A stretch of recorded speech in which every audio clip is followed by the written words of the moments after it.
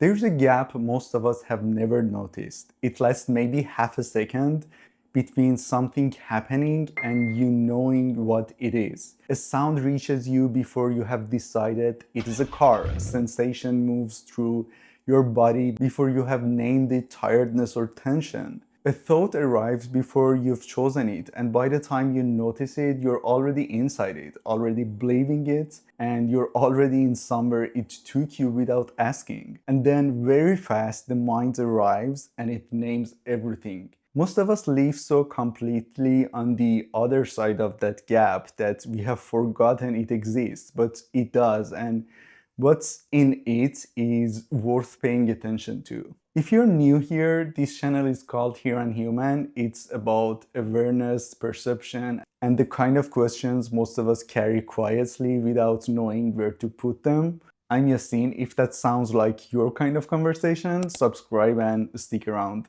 Now there's something I want to sit with today. What the mind does.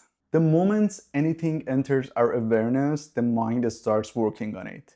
It names it, categorizes it, decides whether it's familiar or new, safe or threatening, something to move toward or brace it. It connects it to memory, the last time you felt something like this.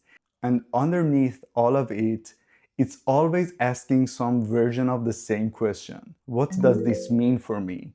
All of that happens before we have made a single conscious decision. By the time we feel we are experiencing something, we are already one step removed from it. What we are actually experiencing is the thing plus everything the mind immediately did with it. The sound plus the word car, the tightness in our shoulders plus the word stress. We think we are perceiving the word. We are perceiving the word with a constant automatic commentary running on top of it. And it moves so fast, we have stopped noticing it is there. What the machine actually does. Here is something concrete. The next time a sound reaches you, notice how fast the mind resolves it. You don't just hear the sound, you hear identified, placed, categorized sound. Car, wind, building, something outside. The mind doesn't ask permission. It names and moves on. Now look at something near you. The shapes and light that land on your eyes are immediately turned into objects, named, owned, and located in time. And then quickly, the object starts belonging to a story. That's a cup I bought 2 years ago. That's a plant I keep meaning to water.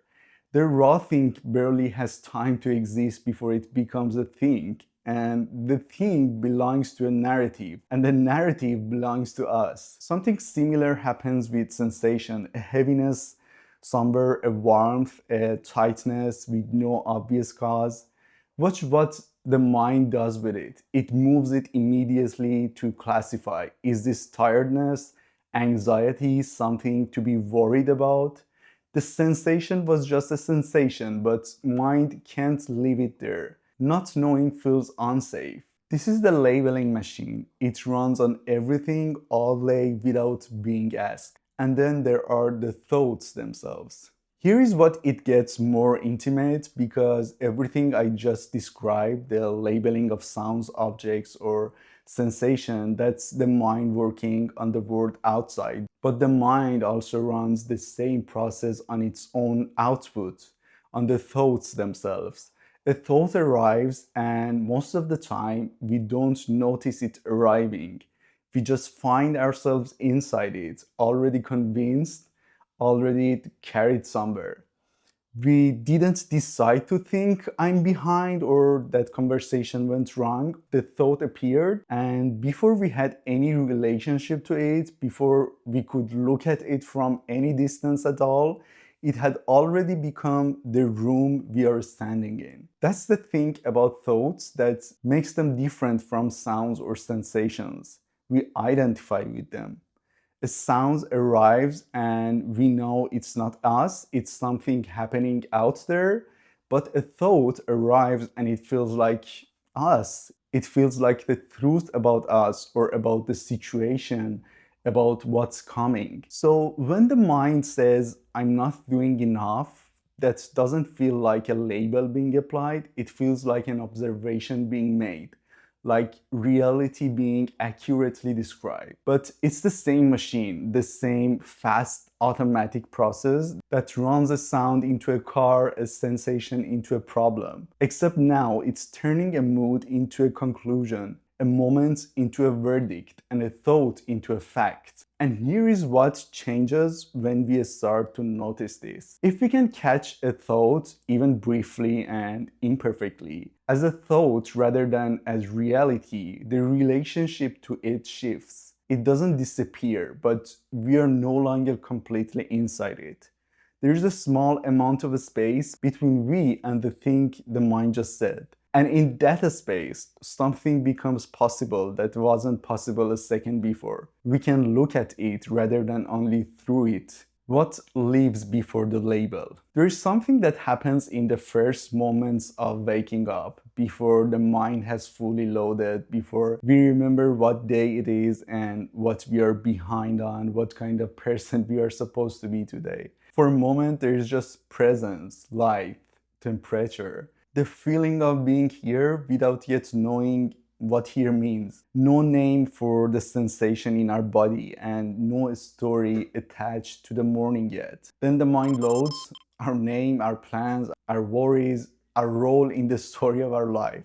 And in a few seconds, we are fully reassembled back inside the familiar version of ourselves. Most people don't register that first moment. They're already in the day before it's begun, but it points at something real. There is a version of experience that exists before the commentary. The word arrives before the mind finishes explaining it. And the explanation, however fast it comes, is not the same thing as the word. What objective observation actually means. So what would it mean to stay with something before the name settles? Not permanently, not with detachment, just the thought before it becomes the truth about our life. It's not about emptying ourselves out or achieving some blank receptive state. It's more specific than that. It's the experience of letting the raw thing exist for a moment before we have decided what it is. The mind experiences unable things as slightly threatening. Naming is kind of managing, and the moment you know what something is, you know where to put it. So staying with something before the label arrives, even briefly, runs against something in the system. It requires a willingness to let things be temporarily unfinished. What I've noticed in the small moments where that actually happens is that things feel more spacious. Not calmer, not more peaceful necessarily, just more room between me and what I'm experiencing. Enough room to notice the thing before I have started interpreting it. That space is what I mean by objective observation. Just to think briefly before I have made it mine. How this connects to actually being awake. Here's what I think happens when we catch the labeling in motion, even once, even for a second. The moment we notice the mind naming something, we are no longer completely inside the naming. Something has stepped back slightly, not out of the experience, just enough to see it happening. And in that small shift, two things are present at once: the experience and the awareness of the experience. Most of the time, those two things are collapsed into one. We are so absorbed in the output of the labeling machine that we forgot the machine is running. The commentary feels like reality, and the interpretation feels like seeing. We are the thought, not the one watching it appear. And I think a part of real self-awareness is the capacity to catch that collapse happening in real time, to be inside an experience and also just barely know you are inside it, rather than simply inheriting it as fact. This is what I think people sometimes mean when they talk about being awake. Not a permanent elevated state, not something you achieve and then keep, just moments of seeing the machinery rather than only running on its output. moments where the gap between the word and your interpretation of it becomes briefly visible. And in that gap, small as it is, something like genuine awareness lives. Just the understanding that the label is a label, that what the mind calls tense or finished or not enough is the mind's fastest best guess. And sometimes the fast guess is accurate, and sometimes it closes around something that deserves more space than a half second of classification. Objective observation is not a technique for becoming calm, it's the practice of staying close enough to that gap to remember it exists, of noticing as often as you can that there is a word arriving, and then there is what the mind does with it. And you're not only the doing, you're also the one who can occasionally watch. Close. The mind will keep naming things, that's not the problem. The labeling is useful, it keeps you functional, oriented, and keeps you from having to rediscover what a chair is every morning. But there's something worth knowing about how much of what we call experience is actually addition, not the word plus the mind's instant commentary on it, the cup plus mine, the sensation plus the story, and the thought plus the certainty that it's true. And the version of experience that exists before that addition, brief, unlabeled, and unfinished, is still there. Every time, just in the gap. Maybe seeing clearly doesn't mean getting rid of thought. Maybe it just means remembering that thought came second.